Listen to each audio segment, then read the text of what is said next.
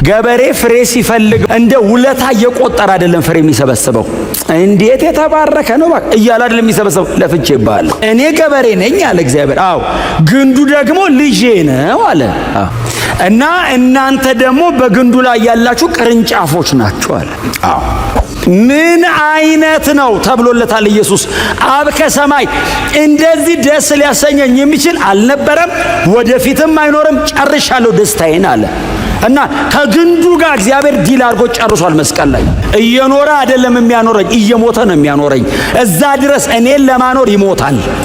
እኔን ለማኖር ለኔ ህይወት ለመስጠት የሱን ትቶ ወደ እኔ ይልከዋል። እኔ ልሞትበት ስል ያንተን ሞት አምጣ ብሎ እኔን በሱ ህይወት የሚያኖር ነው ግንዱ። ማደግ ከፈለክ እስከ መጨረሻ የሚያሳድግ ብቃት ይሰጣል። አለማፍራት አይቻልም። አላፈራስ የሚባለው ኦፕሽን የለም። ካላፈራ በህይወት የለም። ማፍራትስ ውለት አይደለም ለእግዚአብሔር። እየኖርክ ነው ማለት ህይወት አለ ማለት ነው። ለሚያርሷት ምላሽና ፍሬ የምትሰጥ መሬት ከእግዚአብሔር ዘንድ በረከትን ገበሬው ያመሰግናታል አለ። ገበሬው ማን ነው? እግዚአብሔር ነው። መሬቱ ማን ነው? እኛ ነን። የእግዚአብሔር ቃል በላያችን ላይ ሲመጣ ብትደክም ትበረታለህ። ባይዘው ከተነካ ኃይል ብታጣ ይሰጥሃል። የሆነ መንገድ ብትወድ ብድግ ያረጋል። የተነካ ሰው ኖሮ ሊሞት ሲል ይመለሳል። የጌታ ቃል እንደዚህ ይላል። ዕብራውያን ምዕራፍ 6 ከቁጥር 7 ጀምሮ ዘወትር በእርሷ ላይ የሚወርደውን ዝናብ የምትጠጣና ለሚያርሷትን ፍሬ የምትሰጥ መሬት ከእግዚአብሔር በረከትን ትቀበላለች። ነገር ግን እሾህና አሜከላ የምታበቅል መሬት ዋጋ ቢስ ትሆናለች፣ መረገሚያዋም ተቃርበዋል፣ መጨረሻዋም በእሳት መቃጠል ነው። ወዳጆች ሆይ ምንም እንኳ እንደዚሁ ብንናገርም ከድኅነታችሁ ጋር የተያያዘ ታላቅ ነገር እንዳላችሁ እርግጠኞች ነን። እግዚአብሔር አመፀኛ አይደለም፣ እርሱ ሥራችሁን እንዲሁም በፊቱ ሆነ አሁን ቅዱሳንን በመርዳት ስለ ስሙ ያሳያችሁትን ፍቅር አይረሳም። የተሰጠው ተስፋ እስኪፈጸም ድረስ እያንዳንዳችሁ እንዲህ ያለውን ትጋት እስከ መጨረሻ እንድታሳዩ እንመኛለን። በእምነትና በትዕግስት የተስፋውን ቃል የሚወርሱትን እንድትመስሉ እንጂ ዳተኞች እንድትሆኑ አንፈልግም። የዕብራውያን ምዕራፍ 6 ላይ ባለፈው ሳምንት ቁጥር 4፣ 5፣ 6 የተናገርኩት አይደል? ቁጥር 4፣ 5፣ 6 የተናገርኩት እንግዲህ አንድ ጊዜ አይደለም የሚለው አንድ ጊዜ ብርሃን የበራላቸውን ሰማያዊውን ስጦታ የቀመሱትን ከመንፈስ ቅዱስ ተካፋዮች የሆኑትን ነው የሚለው አይደል? መልካሙን የእግዚአብሔር ቃልና የሚመጣውን ኃይል የቀመሱትን በኋላ ግን የካዱትን እንደገና ወደ ንስሐ መመለስ አይቻልም። ምክንያቱም እነርሱ ለገዛ ጥፋታቸው የእግዚአብሔር ልጅ እንደገና ይሰቅሉታል ያዋርዱታልም ብሎ የዚህ ደብዳቤ ጸሐፊ ምክር፣ ትእዛዝ፣ ማስጠንቀቂያ አንድ ላይ አያይዞ ለነዚህ በዕብራውያን መካከል ላሉ ለዳኑ አማኞች ይህንን ይጽፈዋል። በጣም በተብራራ አይነት መንገድ ተናግሬያለሁ። ዛሬ ደግሞ እዚህ ቁጥር 7 እና 8 አካባቢ ላይ ያለችዋን ነገር ቶሎ ቶሎ ልንገራችሁ። ቁጥር 7 ምንድን ነው የሚለው? ዘወትር በእርሷ ላይ የሚወርደውን ዝናብ አይደለም የሚለው የምትጠጣና ለሚያርሷት ፍሬ የምትሰጥ መሬት ከእግዚአብሔር በረከትን ትቀበላለች ይላል። እንዴት አይነት የተባረከች መሬት ናት ይቺ መሬት! የሰው ልብ ነው አፍተሮል፣ ያው በመሬት የሚያቀርበው የሰው ልብ ነው። ጌታችን ኢየሱስ ክርስቶስ ምድር ላይ ባገለገለባቸው በእነዛ 3 ዓመት ተኩሎች ከሚያስተምራቸው ትምህርቶች መካከል የእግዚአብሔርን ቃልና የሰው ልብ ደግሞ እንደ መሬት ወይንም እንደ መልካም መሬት በተለያዩ በ4 አይነት መሬቶች መስሎ የሰው ልብ አቅርቦት ያውቃል። የእግዚአብሔር ቃል ጄኒውን ነው። የእግዚአብሔር ቃል መልካም ነው። የእግዚአብሔር ቃል ዘላለማዊ ነው። የእግዚአብሔር ቃል አይለዋወጥም። የእግዚአብሔር ቃል ለዘላለም ሕይወት የሚያበቃ ነው። የሚቀበለውን መሬት ግን ጌታ ኢየሱስ ክርስቶስ አቅርቦት ያውቃል። አንደኛው መልካም መሬት የተባለው ያፈራው፣ ሌላኛው መልካም መሬት ተብሎ ደግሞ እሾክ ያለው አይደል? በኋላ ላይ ባለጠግነትና አንቆ ያዘው በቀለ፣ በጣም በደስታ ወጣ። እንዳያፈራ ደግሞ ካደገ በኋላ ኦልሬዲ ካደገ በኋላ ደግሞ ባለጠግነት ያዘ የተባላለ። ሌላው ደግሞ መንገድ ዳር ይወደቃል፣ ሌላው ደግሞ ጭንጫ ላይ ይወደቃልና እንደ መንገድ ዳር የሆነ ልብ አለ። ዝም ብሎ ሲዘራበት ፕሬዝ ጋድ ብሎ ተቀብሎ ወደ ውስጥ አያስገባም። ስለዚህ ዘሩ ውስጡ እንዲቀመጥ ኢንተርናላይዝ አያደርገውም። ለእግዚአብሔር ቃል እድል አይሰጥም፣ ጊዜ አይሰጥም። ስለዚህ ወፎች መጥተው ይለቅሙታል አለ። ጭንጫ ደግሞ አለ፣ ወደ ታች ማስገባት የማይችል በጣም ጠንካራ፣ በጣም አስቸጋሪ፣ በጣም ከባድ የሆነ ልብ አለ። እግዚአብሔር እንደዚህ አይነት ልብ ነው ብሎ አይተውም፣ ይዘራበታል። እስቲል ዘሩ እዛም ላይ ወድቋል። ባይዘዌ ዘሩ አልወደቀበትም አይደለም፣ ልቡ ጠንካራ ነው ብሎ አልተውም፣ ሞክሮታል፣ ልኮበታል፣ የእግዚአብሔርን ቃል ልኮበታል፣ የወንጌልን እውነት ልኮበታል። የተገለጠውን ፍቅር ኢንቨስት ከማድረግ እግዚአብሔር ተከልክሎ አያውቅም፣ ወደፊትም አይከለከልም። እስከ መጨረሻ ድረስ ፋይት የሚያደርገን እግዚአብሔር ነው። እኛ መቼም አይተወንም፣ መቼም አይለቀንም። ክብር ለእግዚአብሔር ይሁን እና በጣም ልቡ ጠንካራ ቢሆንም ይመጣል ዘሩ ግን እግዚአብሔር ከመናገር አይተውም። ሬዚስት እያደረግነው ደግሞ ይነግረናል፣ በሚገባን መንገድ ይነግረናል። እና ግን በጣም እኔ ሁላችሁንም እንደሳያችሁ በእንደዚህ እንግዲህ በአንድ ዓመት ከምናምን ሳያችሁ በእውነት ያ ምንድነው 30 60 100 እጥፍ ያፈራው አይነት ናችሁ እና ሁኑ። እግዚአብሔር ይመስገን። እና በእርሻ አስመስሎ ያቀርበዋል። እስቲል የዚህ ደብዳቤም ጻፊ ዕብራውያን ስለሆኑ እስራኤላውያን ስለሆኑ እርሻ አካባቢ አይጠፉም። እነሱ በጣም ከአግሪካልቸር ጋር በጣም የተቆራኘ ነው ህይወታቸው። ስለዚህ በጣም በቀላሉ አንደርስታንድ ሊያደርጉት ስለሚችሉ ከመልካም መሬትና ከሚቀበለው ነገር ጋር እያያዘ ቁጥር 7 ላይ ያቀርባል። እና መሬቷ በጣም ጥሩ መሬት ናት፣ በጣም መልካም መሬት ናት። እግዚአብሔር በላይዋ ላይ ኢንቨስት አረገባት ይላል። እንግዲህ በላይዋ ላይ የሚወርደውን ዝናብ የምትቀበል የምትጠጣ፣ ዝም ብሎ ሲወርድባት እየተቀበለች የማታፈስ የምትጠጣ፣ ከዛስ ለሚያርሱባት ደግሞ ፍሬ የምትሰጥ። ምናልባት እንደዚህ አይነት የመጽሐፍ ቅዱስ ክፍል የምትፈልጉ ከሆነ እናንተ በኋላ ጊዜ ስታገኙ ኢሳይያስ ምዕራፍ 5ን ከቁጥር 1 እስከ 5 ሄዳችሁ ማንበብ ትችላላችሁ። እግዚአብሔር መጥቶ በነቢዩ ኢሳይያስ በኩል እስራኤልን ይሁዳን ይናገራታል አይደል? እስራኤል ለኔ እንደ ወይን እርሻ አይደለችምን አለ እግዚአብሔር። ወይን እርሻ ናት እስራኤል ለኔ፣ ሕዝቤ ለኔ እንደ ወይን እርሻ ነው። እኔ ደግሞ ገበሬ ነኝ እና መጥቼ ያንን የቫይነር እንትኑን ምንድነው የወይን እርሻውን እኮተኩተዋለሁ አለ እግዚአብሔር። ነው እንግዲህ እየተናገረ ያለው በነብዩ በኩል። እኮተኩተዋለሁ ብቻ አይደለም፣ ፍግ አረግለታለሁ፣ ውሃ አጠጣዋለሁ፣ የሚያስፈልገውን ለማደግ ለማፍራት ለመለምለም የሚያስፈልገውን ነገር በሙሉ አድርግለታለሁ አለ እግዚአብሔር። የኔ ድርሻ መኮትኮት፣ ማስተካከል፣ ማዘጋጀት፣ ማጠጣት፣ ሁሌ ካልቲቬት ማድረግ፣ ይሄን ነው አደርጋለሁ። እንደውም እኮ ለወይኔ ስፍራ ምን ያላረኩለት ነገር አለ እግዚአብሔር። አሁን እርሻው ራሱ ይጠየቃል። እግዚአብሔር ምን አላረገልም ሲባል ሁሉን አርጎልኛል። ላለማፍራት ምክንያት እስኪያጣ አይቻልም። በእግዚአብሔር ቤት ውስጥ ኖሮ አለማፍራት አይቻልም። ማፍራት ታምር አይደለም፣ ናቹራል ነው፣ ኖርማል ነው ማፍራት። ሰምታችሁኛል? አለማደግ ማደግን በጣም ረጅም ሳምንት ስለተናገርኩት አለማደግን እኔ አሁን በጣም እንደ ተአምር አላይም። ማደግንም እንደዛው። አለማደግ ህመም ነው። አለማደግ ልክ አይደለም። አለማደግ ጤንነት አይደለም። የማያደግ ነገር መሞት የጀመረ ወይንም የሞተ ነው። ማደግ ናቹራል ነው። ተቀብሎ መመለስ ናቹራል ነው። መሬት ዝናብ ሲዘንብበት እንደሚጠጣ እንደሚቀበል፣ ቀጥሎ ለሚያርስበት ምላሽ እንደሚሰጥ እንደዚሁ ነው አለ እግዚአብሔር። ኢሳይያስ 55 ቁጥር 10 ትዝ ይላችኋል። ስለ እግዚአብሔር ቃል የተነገረ ክፍል ነው። ከቁጥር 7 አካባቢ ጀምራችሁ ካያችሁት መንገዴ ከመንገዳችሁ ሐሳቤ ከሐሳባችሁ ሰማይ ከምድር እንደሚርቅ እንደዚህ የራቀ ነው እያለ ይመጣና ዝናብና በረዶ ከሰማይ እንደሚወርድ ምድርንም እንደሚያረካት ታፈራና ታበቅል ዘንድ እንደሚያደርጋት ለዘሪ ዘር ለበላተኛ መብል እንድትሰጥ እንደሚያደርጋት ቃሌ እንዲሁ ይሆናል። ከላይ ዝናብና በረዶ ወርዶ መሬት ከተቀበለች በኋላ ጸጥ አትልም። ለሚዘራ ዘርን ለበላተኛ መብልን ትሰጣለች አለ። ከዛስ ቃሌ እንዲሁ ነው። የእግዚአብሔር ቃል በምን ተመሰለ? በዝናብና በበረዶ ከሰማይ በሚወርድ ሕዝቡስ በመሬት ዝናብና በረዶ ወርዶባት መሬት ካፈራች፣ ይሄ ዝናብና በረዶ ከሰማይ ወርዶ ውሃ ፈሶ መሬትን ፍሬያማ ካረገ ጄኒውን የሆነ ኮራፕትድ ያልሆነ ዘላለማዊው የኔ ቃል መጥቶ እንዴት አያፈራም?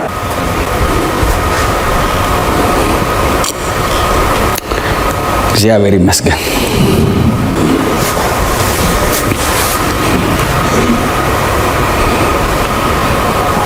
ዕብራውያን ይገባቸዋል። በዚህ ከላይ ጀምሮ ተያይዞ እየመጣ ያለ ሐሳብ ስለሆነ ይገባቸዋል። የሚቀጥሉትም ቁጥሮች ላይ 9ና 10 ከዚህ ጋር የተያዘ ሐሳብ ነው። በደንብ አንደርስታንድ ኮንቴክስቹዋሊ አንደርስታንድ ያደርጉታል እነሱ። እናንተም አንደርስታንድ እንደምታደርጉት ተስፋ አደርጋለሁ ስለምን እየተወራ እንደሆነ።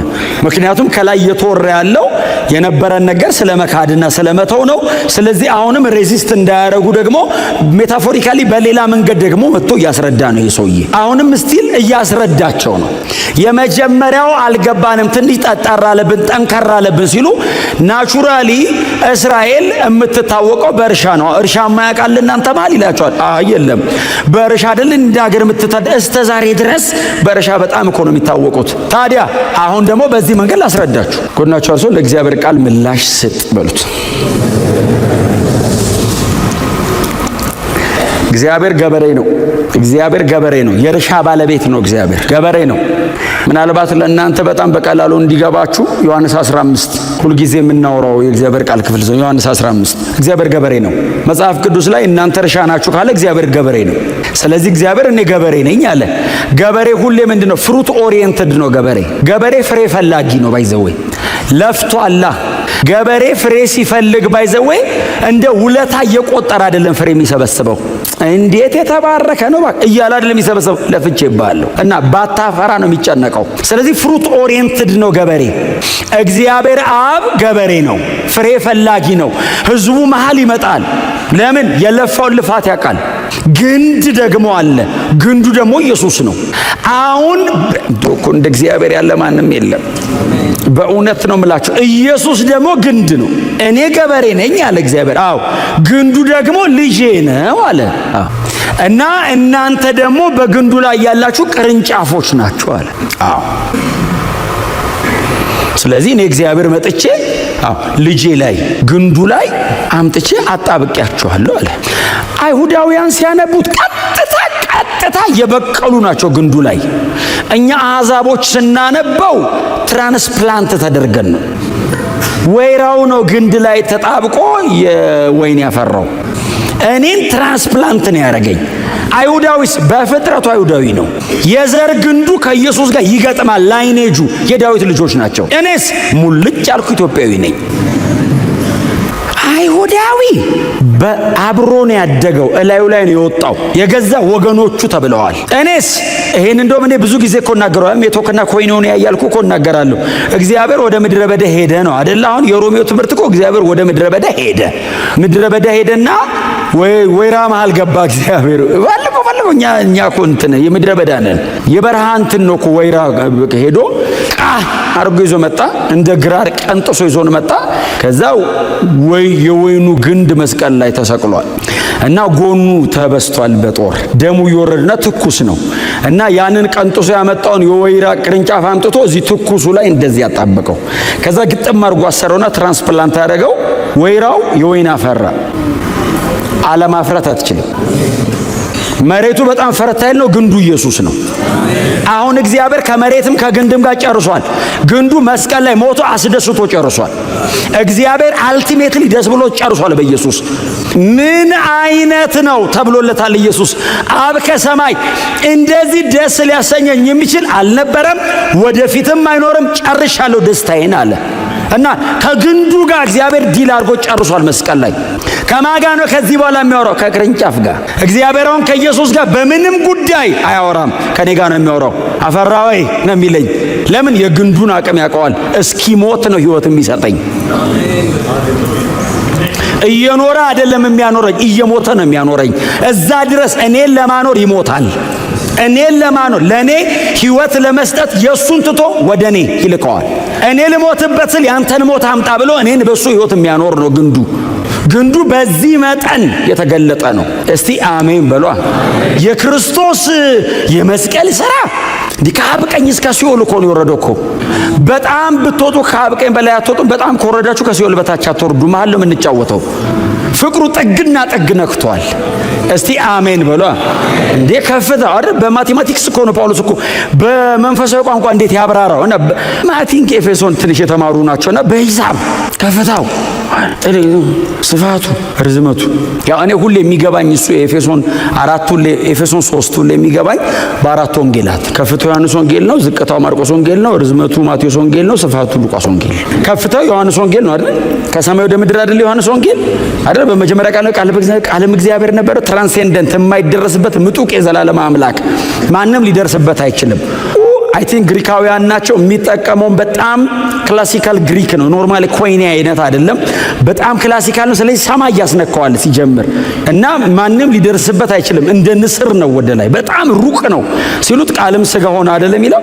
ይሄ አምላክ ነው ብሎ ከሰማይ ከደመና በላይ ያኖረውን አምላክ ስጋ ሆነ ብሎ በመካከላቸው ኢተርኒቲን ሂስትሪ ውስጥ ከተተው። ዘላለምን ስብስብ አድርጎ እኛ መሃል አደረ ብሎ ይሄው እሱ ነው ብሎ በዮሐንስ ተጠመቀ ብሎ አስጀመረን እና ከፍታው ከላይ ወደ ታች የወረደው ዮሐንስ ነው። በጣም ዝቅታው ማርቆስ ወንጌል ነው። ማርቆስ ወንጌል ላይ ያለው ኢየሱስ የእግዚአብሔር አገልጋይ ነው። ማርቆስ 10:45 አይደል? የማርቆስ ወንጌል ዋና መቀመጫ። የሰው ልጅ ሊያገለግል እንጂ ሊገለገል አልመጣም አለና እንደውም ነፍሱን ለብዙዎች ቤዛ አድርጎ እስኪሰጥ ያገለግላል አለ። እግር ማጠብ ብቻ ሳይሆን ሲያገለግላቸው እስኪሞትላቸው ነው የሚያገለግለው። እንደዚህ አይነት አገልጋይ ታይቶ አያውቅም። እየሞተ ሁሉ ያገለግላል ተብሎ በጣም ዝቅታው ነው። ርዝመቱ ደግሞ የማቴዎስ ወንጌል አይደለም? ክራይስት እኮ ማቴዎስ ወንጌል ማን ኦፍ ስክሪፕቸር ነው፣ የመጽሐፉ ሰው ነው። እና ኢየሱስ ማቴዎስ ወንጌል ላይ ብሉይ ኪዳንን ነው ወክ የሚያደርገው አይደል? ከዛ ከዘፍጥረት ጀምሮ እስከ መጣበት ድረስ ያለውን እንዲህ የሚለው ቃል ተፈጸመ፣ እንዲህ ያለው ቃል ተፈጸመ የሚለው ማቴዎስ ወንጌል ማን ኦፍ ስክሪፕቸር ነው። ወደ ኋላ ብታየው ርዝመቱ ርዝመት እንዳይመስል፣ ስፋቱ ደግሞ የሉቃስ ወንጌል ነው። ለሰው ሁሉ የተገለጠ የእግዚአብሔር ማዳን የተባለበት ዩኒቨርሳሊ ኢየሱስ አይሁድን ብቻ ሳይሆን ዓለምን እንደሚያድን የተገለጠው ሉቃስ ወንጌል ላይ ነው። የአሕዛብ ወንጌል ነው ስፋቱ ሉቃስ ወንጌል። ማን ያመልጣል ከዚህ? እና እግዚአብሔር በዚህ መጠን ነው ልጁን የሚያየው። እንደዚህ አይነት ግንድን ያለኝ ይላል። አዎ ምን አይነት እድለኛ ቅርንጫፍ ነኝ! ለማፍራት ምንም አልተጠየኩም። ግንዱ ላይ መኖር ብቻ ነው የተጠየኩት። ተጓተት አላለኝም። ግንዱ ሆይ እባክህ እባክህ አልልም። መስቀል ላይ ሞቶ ዝርግፍ አድርጎታል። ላይ ያልፈሰሰ ጸጋ የለም፣ ያልወረደ መንፈስ የለም፣ ያልተሰጠ ትምህርት የለም። እዚህ ውስጥ the whole counsel of God አለ። እግዚአብሔርን ከፈለከው ኢየሱስ ውስጥ አለ። ጸጋ ከፈለክ ኢየሱስ ውስጥ አለ። ምንም ነገር አለ። ግንዱ የሚነራል ችግር የለበትም። አንተ ማደግ ከፈለክ እስከ መጨረሻ የሚያሳድግ ብቃት ይሰጣል። በክርስቶስ ያልተሰጠ የቀረ እኔ የማመጣው ነገር የለም። ኢየሱስ ጨርሶታል። እና ምንድነው ታዲያ ጥላውን ከኔ የሚጠበቀው? ሪሜን ኢየሱስ ላይ መኖር፣ መቆየት፣ የኢየሱስን ሕይወት ኤክስፔሪየንስ ማድረግ። የዚህ ደብዳቤ ጻፊ ሊያስረዳ እየሞከረ ያለው እሱን ነው። በኋላ ላይ ነው አላፈራ ካለ ምናምና ያለው እንጂ ቁጥር 7 እኮ ትግሉ ምንድን ነው? ከእግዚአብሔር ዘንድ የተባረከች ናት እቺ መሬት። የመጀመሪያው ዘላለማዊ የእግዚአብሔር ፕሮግራም ምንድን ነው? ኢየሱስ ላይ ተጣብቄ በክርስቶስ ፍቅር ውስጥ ሆኜ እግዚአብሔርን ደስ እያሰኘው እንድኖር። አለማፍራት አይቻልም። አላፈራስ የሚባል ኦፕሽን የለም። ካላፈራ በሕይወት የለም። ማፍራትስ ውለት አይደለም ለእግዚአብሔር። እየኖርክ ነው ማለት ሕይወት አለ ማለት ነው። አንዳንድ ሰው በጣም ሲጸልይ ይገርማቸዋል። ለእግዚአብሔር ስል ለራስህ ነው። ለራሴ እኔ በጸልይ ለራሴ እኔ አንዳንድ ጸሎታውን ስትመጡ ብዙ ነገር አይዛችሁ ሆነ ሊያስቀር የሚችል ውጊያ ምናምን አይጠፋም፣ ክፉ ሰው አይጠፋም። እንዲሁም ደግሞ የወደቀ ዓለም ስለሆነ ደግሞ ኮራፕትድ ነው እንትኑ የሆነ ነገር ቸጉት አልፈ መጣ ስትመጣ ምንድነው እያሰብክ የምትመጣው? እኔ ለጌታ ስል እንትኑንም ተውኩት ለጌታ ስል። ከዛ መጣ ስትንበረከክ አባቴ ዛሬ ብቀር ኖሮ ትላለህ። ውለታው ይጠፋብሃል። ጎናቸው ሁሉ እንኳን ከጌታ ጋር ሆንክ እንኳን እዚህ ኖርክ በሉት። እንደዚህ አይነት 1 ሚሊዮን ስብሰባ ሊኖር ይችላል ዓለም ላይ። ይሄ ምንድነው የሚለየው? በጣም ቆንጆ አዳራሽ ነው አይደለም። ለቸርች ጥሩ ሊሆን ይችላል፣ ወንበሩ በጣም ላይመች ይችላል። እሱ አይደለም ልዩነቱ። የምንወደው ሰው አጠገባችን አይደለም። መንፈስ ቅዱስ አለ መሃላችን። የእግዚአብሔር መንፈስ አለ። እዚህ ህልውና ውስጥ መኖር፣ ከጌታ ጋር መሆን። እኔ ምንድነው ቫልዩ የምታረግ? ከጌታ ጋር መሆን። መንፈስ ቅዱስ ከሌለ፣ የክርስቶስ ሕይወት ከሌለ እንደ ቸርች አሰልቺ ነገር አለ እንዴ? የማይገባ ጸሎት ረጅም ሰዓት፣ የማታውቀው መዝሙር ረጅም ሰዓት፣ የማይገባ የዘላለም ሕይወት እየተባልክ ትማራለህ። እኔ አንዷን ወር እንዴት ልጨርሳት ለሚል ሰውዬ በጣም እኮ የሚያሰለች ስትነካስ፣ ሲበራልስ፣ ጾም ጸሎት አለ ሲባል ሮጠህ መጥተህ የሚያጸልዩ ሰውዬ ሳይመጣ ከዛ 7 ሰዓት ሲያልቅ ምነው አጣራ? ተነክተህ ነው። ረጅም ነው። አጥሮ አይደለም። የነካ ነገር አለ የሚፈነቅለ። እስቲ አሜን በሏ። ብትደክም ትበረታለህ። ባይዘው ከተነካ ኃይል ብታጣ ይሰጥሃል። የሆነ መንገድ ብትወድቅ ብድግ ያረጋል። የተነካ ሰው ኖሮ ሊሞት ሲል ይመለሳል። ሮሜ 8 ላይ ላንብብላችሁ። የክርስቶስ ፍቅር በጣም ፌቨራይት ቴክስት አይደል? ሮሜ 8:35 ጀምሮ ከክርስቶስ ፍቅር የሚለየን ማን ነው? አይ ቲንክ ጳውሎስ ቆሞ እየጠየቀ አይመስላችሁም? ቸርች አይደለም ቆሞ የሚጠይቀው። ከዚህ በኋላ ያሉትን ነው የሚጠይቃቸው። የቸርች ቅዱሳን ፊት ቆሞ ከክርስቶስ ፍቅር የሚለየ ማን ነው? ማንም ነው የሚለው የቸርቹ ሰው። ከዛ እነዚህን ይጠይቃቸዋል። በጣም ብዙ ሰውን ከብዙ ነገር ያስቀሩ ናቸው እነዚህ የለዩ። ከምትወደው ነገር ገንጥሎ ይጥሉሃል። እነዚያውን የሚዘረዝራቸው ከክርስቶስ ፍቅር የሚለየን ማን ነው ይልና ምንድነው የመጀመሪያው? ችግር ነው ወይስ ሲቃይ ወይስ ስደት ወይስ ረሃብ ወይስ ራቁትነት ወይስ አደጋ ወይስ ሰይፍ? ከነዚህ ውስጥ አንዱ ብቻ ከምንም ነገር ማንንም ሊያጎል ይችላል። ከክርስቶስ ፍቅር ተሰብስበው። አሁን ጳውሎስ በተናጠል አይደለም የጠራቸው፣ ግር አድርጎ እኮ ነው የጠራቸው። ሰይፍ ሲል አቤት ይላል፣ ችግር ሲል አቤት፣ ሲቃይ በሙሉ መጡ። ስለ አንተ ቀኑን ሙሉ ከሞት ጋር እንጋፈጣለን፣ እንደሚታረዱ በጎች ተቆጠረን። ይሄ ትክክለኛ ቃሉ ያለው መዝሙር 44:22 ላይ ነው ያለው። ባይዘው መዝሙር 44:22 ላይ ቀጥታ ቃሉ ስለ አንተ ቀኑን ሙሉ እንገደላለን የሚለው ቃል ዳዊት ያለው ነው። ባይዘው ሳውል ስንቴ ነው እናቴ እየመጣ እሱ ዋሻ ውስጥ ቁጭ ብሎ እኮ በር ላይ ይመጣል ሳውል። ልጄ ዳዊት ይሏል። ዳዊት ቁጭ ብሎ ዋሻ ውስጥ በር ላይ ነው። ባይዘው ሳውል ሰራዊት ይዞ ነው የሚመጣው፣ ዳዊት ብቻውን ከእግዚአብሔር ጋር። ልጄ ዳዊት ሲለው ዳዊት ውስጥ ቁጭ ብሎ በእኔና በሞት መሃል አንድ እርምጃ ቀረ የሚል ከህይወት የተወሰደ መዝሙር ኑሮ ነው። አንድ ቀን በሳውል እጅ እጠፋለሁ ብሎ ይፈራ ነበር የሚል ቃል አንብባችኋል። ስለዚህ ሲጽፈው ቀኑን ሙሉ ስላንተ እንገደላል፣ እየሞትኩ ነው የምኖረው አለ ጳውሎስ። ይሄንን ስለ ክርስቶስ ፍቅር አወራው። ኢየሱስን እየወደድኩት ትኖራው የሚገለኝ ብዛቱ አለ። ለምን ወደድከው ብሎ እገደላለሁ። መቼ? ቀኑን ሙሉ ድንገት የሚመጣ ያገኘኛል። ከጧት እስከ ማታ በገዳዮች መካከል ነው እየወደድኩት የምኖረው። እንዳይገሉኝ ብዬ አልፈራም፣ ይግደሉኝ ሲፈልጉ ከመውደድ አልጎልም ነው። ከዛ ቀጠለ ምንድነው የሚለው? ቁጥር 37 ሲጀምር ምንም አይለየንም ብሎ ደግሞ ጀመረ። በጣም ሶሊድ የሆነ በጣም የሚዳሰስ የእግዚአብሔር ቃል። አሁን በእውነት በዚህ እውነት ላይ በእንደዚህ አይነት ፊርም ስታንድ ላይ ያለ ሰው ወንጌል መስበክ የለበትም፣ መናገር የለበትም። እንደዚህ አይነት ፍቅር ኤክስፔሪየንስ የሚያደርግ ሰው መዘመር የለበትም፣ መጸለይ፣ መጮ እየተንከባለለ እያለ ማመስገን የለበትም። ሲያንሰው ነው በእውነት ለጌታ መሞት ያምራቸዋል። ይሄ ሲጋዎች መኖር እኮ አይደለም፣ በሞትለት ራሱ ትንሽ ጋብ ካረገልኝ ይመልሰዋል አይደለም። እንደው የኔና እንትን ይሄ የሚያንገበግበኝ ትንሽ እንደው ኖረ እኮ አትረካም፣ ምንም አይለየንም ይልና ከዛ ምንድነው የሚለው? በዚህ ሁሉ ግን በወደደን በእርሱ ካሸነፈ። በዚህ ሁሉ ግን ማለት ምን ማለት ነው? ቱ ዘ ሚድስት ማለት ይሰባስባቸው፣ ዙሪያውን ይንጫጫሉ። ሲቃይ፣ ሰይፍ፣ መከራ፣ ስደት፣ ሞት ሲንጫጩ፣ በዚህ ሁሉ ግን መሃላቸው ቆሞ እኮ ነው በወደደን በእርሱ ከአሸናፊዎች። ምን ማለት ነው? እነዚህ የተጠቀሱት ሻምፒየንስ ናቸው። ይሄ ዝም ብሎ ከየመንገድ የመጣ እንዳይመስል፣ ድል አድራጊ ነገስታት ድል አድርገዋል።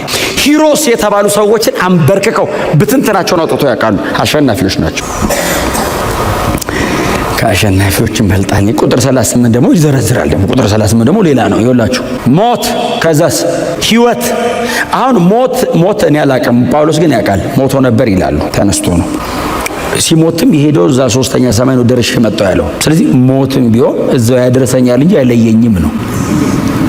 ሲሞት ሄዶ የመጣው እዛ ነው። ሞት ነው የሚለየው። ወሳጅ ነው። እኔ ሄጄ የመጣው እኮ እና አመላላሽ ሞትን ተጫወተበት።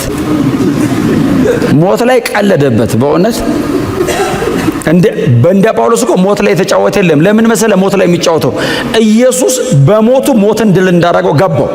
ሞት እንደተሸነፈ ሲያቅ ቆመና ሁለት ቦታ ቆሞ ፊልጵስዩስ ላይ ነው።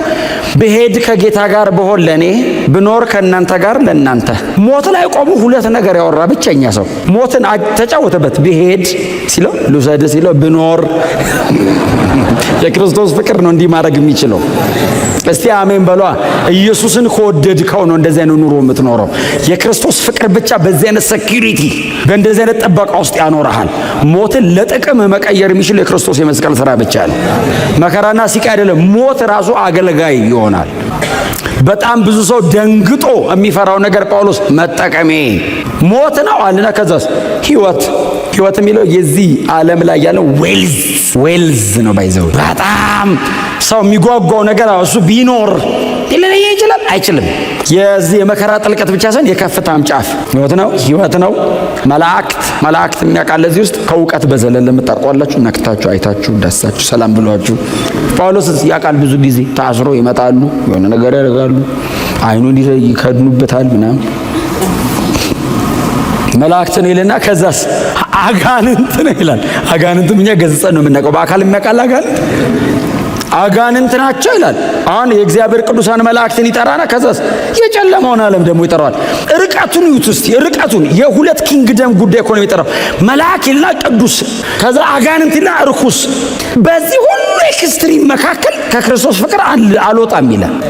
ምን አይነት እርግጠኝነት ነው! የጌታ የማዳን ጉልበቱ ምን አይነት ነው ያለው ይላል። አሁን ከረንትሊ ፕሬዘንት ያለው ይላል በሱ ዘመን። ከዛ የሚመጣው ምን ማለት ነው? ዲስከቨሪ ያልተደረገ አሁን አዲስ የሚመጣ ካለ እኛ ያላየ ነው። ሰለሞን በርግጥ ምንም የለም ብሏል። ሰለሞን ምንም ያለውና የሚመጣውም ይሆናል። መክብብ አንብባችኋል? 5 ጊዜ ነው ከንቱ የሚለው። ከንቱ የከንቱም እኔ እንደዚህ አሁን እኮ ጥሩ አይደለም ልክ አይደለም ቢል ጥሩ ነበር። ከንቱ የሚለው ቃል ጥሩ አይደለም ራሱ። አሁን ሰው ከንቱ ካለ የሆነን ሰው ጦርነት ነው የሚነሳው። በይዘው ልክ አይደለም ቢሎ ችግር ከንቱ በጣም ከባድ 5 ከንቱ ናት አላት ይችን ዓለም እና ያለው ይሄድና ተመልሶ ራሱ ይመጣል አለ። እንደ ወንዝ ነው አለ። ወንዝ ራሱ ይሄድና ራሱ ነው የሚመጣው አለ። ወንዝ እንደዛ መሆኑን ያነበብኩት መክብለ ነው። ዝም ብሎ ሜድ ነው ይመስለኝ። ወንዝ ለካ በስራ አድርጎ ተመልሶ ራሱ ነው የሚመጣው። እንደዛ ነው አለ። እንግዲህ መክብብ ላይ መገለጥ እኮ ነው የሚጽፉት ሰዎቹ። ሰውየው ባይዘው ከፀሐይ በታች ያለውን በሙሉ አወቅኩታል። ከፀሐይ በላይ ነው አዲስ ነገር ያለው አለ። እግዚአብሔር ነው እኮ ነው ልጁ ነው። ከዛ በታች ያሉት እኔ ያላየሁት የለም አለ። ወርቅ እንደ ድንጋይ ነበር በእኔ ዘመን አለ።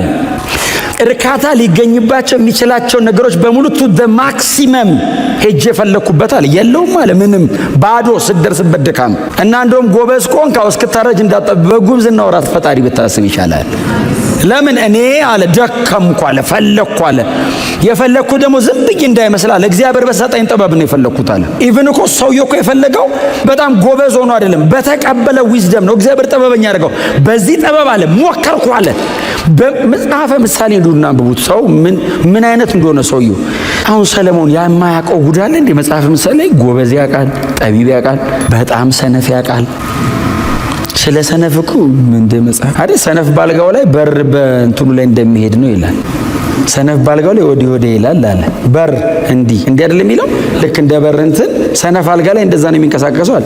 ሰነፍን ሙቀጫ ውስጥ አስገብተህ ብትወቅጠው ስንፍናው አይለቀውም ይላል። አፈራርሰ መልሰህ ብትሰራ ሰውየው ፈራርሶ በይዘ ስንፍና አለ ላይ ኤሌመንቱ አይሄድም አለ። ህይወት እንዲህ ቢሆን እንዴት ጥሩ ነበር። ስንፍና እንደዚህ መጠንከሩ እግዚአብሔር በሰጠው ጥበብ ነው። አልኩ ከንቱ ነው አለ። ስለዚህ ጳውሎስ ምንድነው የሚለው ያለው አለ ነው የሚመጣው ህይወት ነው። ጋዛ ሞት ከዛ ደግሞ ምንድነው የሚለው ማንኛውም ኃይል ይላል። ማንኛውም ኃይል ባይዘይ ትልቅ ቃል ኖርማል ቃል እንዳይመስላችሁ። ማንኛውም ኃይል የሚለው ከእግዚአብሔር ኃይል ውጭ የሆኑ ኃይላትን ነው። ኃይል ማለት ኢትስ ኤ ሲስተም ነው። ኢትስ ኤ ሲስተም ዝም ብሎ ፓወር ማለት ብቻ አይደለም። ኢትስ ኤ ሲስተም ፖለቲካሊ ኃይል አለ፣ ሶሻሊ ኃይል አለ። በጣም ብዙ ናቸው። ባይዘው የአጋንንት ኃይል አለ ከእግዚአብሔር ኃይል ውጪ። ምክንያቱም የክርስቶስ ፍቅር የእግዚአብሔር ኃይል ነው። ምንም ኃይሎች ተሰብስበው ከዚህ ኃይል አይበልጡም ነው። የክርስቶስ ፍቅር በመስቀል ላይ የተገለጠ የእግዚአብሔር የማዳን ጉልበት ነው። የእግዚአብሔር ኃይሉ የተገለጠው ክሮስ ላይ ነው። ቀጥሎስ ሪዘሬክሽኑ ላይ ነው። የትንሣኤ ኃይል ከእግዚአብሔር ኃይል ውጪ ያሉ ኃይሎች በሙሉ ተሰብስበው ይህንን ኃይል አያክሉማል። ግን እንዲህ ዝም ብሎ የዋዛ ኃይል እንዳይመስልህ። ሰውን ለማድከም የሚጠቀመው የአጋንንት ኃይል አለ። ለማሳበድ እድሜውን ለመጨረስ ዓለምን ለመግዛት የሚጠቀሙት የአጋንንት ኃይል አለ። ዓለምን እኮ ዶሜን ለማድረግ እንዲህ ለመያዝ አናቱን ለመያዝ እኮ የሚጠቀሙት እኮ ኃይል አለ። የትኛውም ኃይል አለ። አለ። በጣም ከባድ ቃል፣ በጣም በጣም በጣም ከባድ ቃል። ከፍታ፣ ጥልቀት፣ ከዛ የትኛውም ፍጥረት። የትኛውም የሚለውን እናንተ እጅ ላይ ያለው ምንድን ነው የሚለው? የትኛውም ፍጥረት ሳይሆን ልዩ ፍጥረት። እና ልዩ ፍጥረት አላውቅም። አሁን እኛ የምናውቀው ሰው በጣም ትንሽ ስለሆነ ጭንቅላቱ በጣም ትንሽ ነገር ነው የሚያውቀው። እጅግ በጣም ግዙፉን እግዚአብሔርን በጣም በተገለጠለችን መጠን በጣም ጥቂት እናውቃለን። ከዛ ውጭ ቅዱሳን መላእክት እናውቃለን። ከዛ አጋንንት እናውቃለን። ከዛ ውጭ ሰው እናውቃለን። ከዛ ውጭ ምን ታውቃላችሁ? ምንም አናውቅም። መጽሐፍ ቅዱስ ላይ ያለው እሱ ነው። ጳውሎስስ 3ኛ ሰማይ ሄዶ መጥቷል እና ምን አለ? ሰው የማያየውን አየው። ስለዚህ አሁን እዛ ያየውን ፍጡር አይቶ መጣና ሲጽፍ ምን ይበለው? መሬት ላይ ለመጡት በሙሉ ቃል አለ። እዛ መጥቶ አያውቅም። መሬት ቃል የለውም። ልዩ ፍጥረት ዲስከቨር አልተደረገም። እዛ ነው ያለው። መንፈሳዊ ዓለም በጣም ግዙፍ ነው፣ ባይዘው እጅግም ትልቅ ነው። መሬትና ፍጥረት በጣም ኢምንት ናቸው። መንፈሳዊ ዓለም በጣም ይሄ ከዛ ነው የመጣው፣ የተገኘው አስገኝ ነው ያኛው። በዚህ በጣም ደቃቅ አእምሮ ያንን ሁሉ በጣም ግዙፍ ነገር ኢንተርቴን አድርጎ መጨረስ አይቻልም። እግዚአብሔር ሊነግረን የፈለገውን ራሱ ጨርሰን ማወቅ አንችልም። ዘርዝሮ ይህ ሁሉ በክርስቶስ ኢየሱስ ካለ ከእግዚአብሔር ፍቅር እንደማይለይን ተረድቻለሁ ይላል። ክብር ለኢየሱስ ይሁን። ስለዚህ የተገለጠ እጅግ በጣም ብርቱና ታላቅ የሆነ የእግዚአብሔር ፍቅር አለ። የፈሰሰ የእግዚአብሔር ጸጋ አለ። የወረደ መልካም የእግዚአብሔር ቃል አለ። ይህንን ሁሉ ነገር ተቀብላ ለሚያርሷት ምላሽና ፍሬ የምትሰጥ መሬት ከእግዚአብሔር ዘንድ በረከትን ገበሬው ያመሰግናታል። ገበሬው ማን ነው? እግዚአብሔር ነው። መሬቱ ማን ነው? እኛ ነን።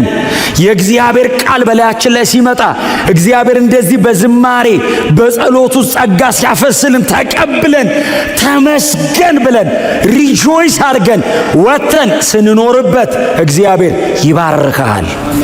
ደስ ብሎት በረከትን ትቀበላለች ማለት ባይዘወይ ትክክለኛ ቃሉ ኢዩሎጊያ የሚል ቃል ነው። ኢዩና ሎጎስ የሚል ሁለት ቃል ነው።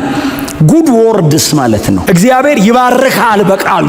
ተባረክ ይልሃል እግዚአብሔር። ተባረክ ብሎ ማንስ ቢረግም ይውጧል፣ በረከት ያደርገዋል። እርግማኑን ራሱ እግዚአብሔር ተባረክ አለ እና ኢዩሎጊያ ማለት ጉድ ወርድስ እግዚአብሔር ከሰማያው ይናገራል ስላንተ። ፍሬ ስታፈራ እግዚአብሔር ከላይ ቴስቲሞኒ የሚሰጠው እግዚአብሔር ነው፣ ሰው አይደለም የሚመሰክርል። እግዚአብሔር ከሰማይ ተባረክ። እግዚአብሔር ከባረከ አይደል? እግዚአብሔር የመረጠውን አይደለም የሚለው። ማን ይከሰዋል? ከሳሽ የለም አይደለም የሚለው። የእግዚአብሔር ይበልጣል ነው። ሰይጣን አይከስም እንዴ? ይከሳል። የወንድሞች ከሳሽ ተጥሏል የሚለው ራእይ ላይ ነው። እስከዛ ይከሳል እየተከታተለ። እግዚአብሔር ከመረጠስ ሲከስ መርጦኛል ዞር በል እንትኑ መሃል እኔና እግዚአብሔር መሃል ባይዘው ሰይጣን ሲገባ እግዚአብሔር መጀመሪያ መስጦ ሰይጣን ነው። ኢያሱን ሊከስ ሲገባ ሰይጣን መጀመሪያ እኮ ባዕድ ነው። እሱ ባዕድ ነው። ይሄ ቤተሰብ ነው። ኢያሱና እግዚአብሔር ፋሚሊ ናቸው። ያኛው ባዕድ ነው፣ ሌላ ነው። እና ሰውየው ድፋም ለዞ ሊከስ እኮ ነው የመጣው። እግዚአብሔር ሲያይ ኢያሱ አለው ሰይጣን ሆይ አለው። አቤት አለ። እግዚአብሔር ይገስጽ። እኔ እግዚአብሔር ከኔ በላይ ነው። በእግዚአብሔር ስም እግዚአብሔር ከሱ በላይ የለም። በራሱ ነው የሚገስጸው። እግዚአብሔር ይገስጽ። ማን ነው ባዩ? ራሱ እግዚአብሔር። ኢየሩሳሌምን የመረጠ አለው። አሁን ድፋም ልብስ አልለበሰም አይደለም ያለው እግዚአብሔር። መርጬዋለሁ አለ። ውጣ ከመሃል አለው። አስወጥቶ ከዚህ የቤተሰብ ነው አለው። ድፋም ልብስ ጎለበ ሊል ሲል ውጣ ከመሃል። እግዚአብሔር ከሰይጣን ጎግኖ አይመታም። እንደዚህ አይነት ሲስተማቲካሊ መጽሐፍ ቅዱሳችን እንደዚህ አይነት ትምህርት የለውም። እግዚአብሔር እጁ አንሶ ነው እንዴ በሰይጣን እጅ የሚመታ? ሰይጣን ራሱ ባይዘ እግዚአብሔር ሊቀጣ ሲል ዳር ነው የሚቆመው፣ እዛ ጥግ ላይ እንዳይደርስበት። የእግዚአብሔር እጅ ሰይጣንን እኮ የጣለው እኮ የእግዚአብሔር እጅ ነው። እና እግዚአብሔር አሁን ሲጀመር አፍተር ኦል እግዚአብሔር ከቀጣ በፍቅር ነው የሚቀጣ። ሲቀጣ ሊያቀና ነው የሚቀጣ። ሲቀጣ አባት ልጁን ቀጥቶ ገንዘብ እንደሚያደርግ ሊያረግ ነው። ካራክተር ዋይዝ አንደርስታንድ ካላረከው ነው እንጂ እግዚአብሔር ሊያሳድግ ነው የሚቀጣ፣ ሊያኖር ነው የሚቀጣ። እኔ ልጄን ስቀጣው እምቀጣው ነገ የተመሰገነ ልጅ እንዲሆን ብዬ እንጂ እሱስ የኔ ልብ አንደርስታንድ እስኪያደርገው ድረስ ሊቸገር ይችላል። ዝም ብሎ ይቀጠቀጠኛል አባቴ ብሎ። የእንትና እኮ አባት እኮ አይነካውም። አንተ ምንድነው የምመታኝ?